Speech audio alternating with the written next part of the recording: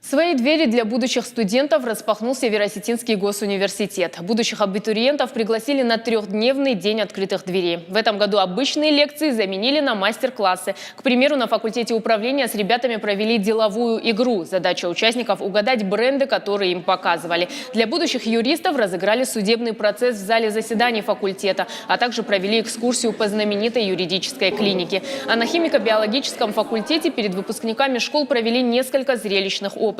А будущим биологам дали возможность самим заварить университетский чай со специальными травами. Такие практические занятия для многих школьников играют решающую роль в определении с профессией.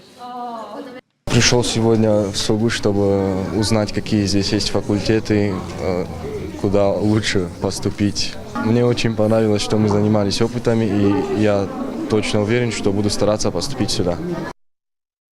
Задача наша главная – привлечь молодежь.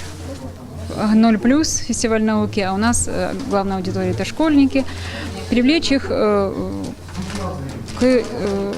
информации о том, чем занимается университет, какие у нас происходят в учебных аудиториях процессы, чем мы занимаемся студентами, какие научные разработки есть.